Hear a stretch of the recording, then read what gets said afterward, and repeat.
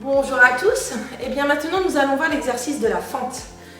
Alors la fente, c'est comme le squat, c'est un exercice qui est très efficace, mais là encore une fois, il est majoritairement mal fait par les pratiquants.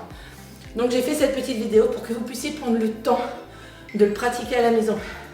Donc une fente, le top, si vous êtes à la maison, c'est d'avoir, alors bon moi j'ai un carrelage, si vous avez des rails de parquet, par exemple, si vous avez du parquet, vous mettez un pied sur chaque latte de parquet.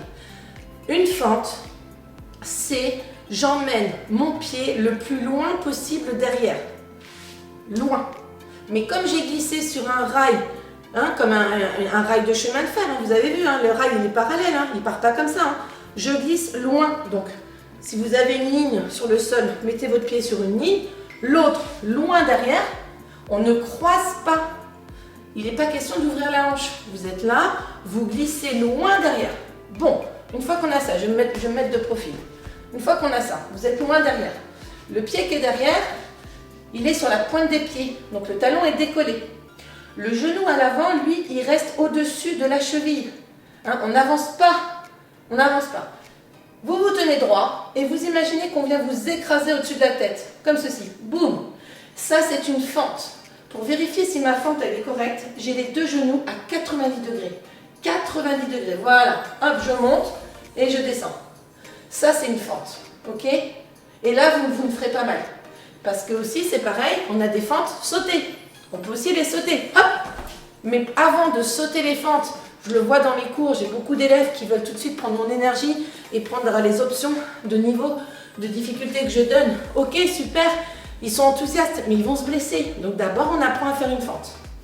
On revient et on change. Loin derrière. Loin derrière. Ok? Je suis loin derrière. Si vous êtes là, vous ne pourrez pas avoir les deux genoux à 90 degrés. Vous allez tirer sur les ligaments. Donc loin derrière. Ce qui compte, c'est le genou qui est à l'avant aussi. Les deux à 90 degrés. Hop! Voilà. Et là, vous sentez le travail. Là, ça tire. Ça, c'est une fente. Voilà. Ça, c'est la fente normale. Donc, je vais derrière et je reviens. Je vais derrière et je reviens. Cette fente, elle existe aussi en avant. Hop. Mais pour faire une fente avant, il faut déjà maîtriser la fente. Donc là, c'est pareil, je vais loin devant. Et j'ai le dos droit. C'est pas, j'ai le dos en avant, je ne m'avachis pas sur mon genou. Au contraire, je reste droit, je reviens. Imaginez qu'on vous tire par le sommet du crâne. Hop. Ça permet de varier un petit peu l'exercice de la fente.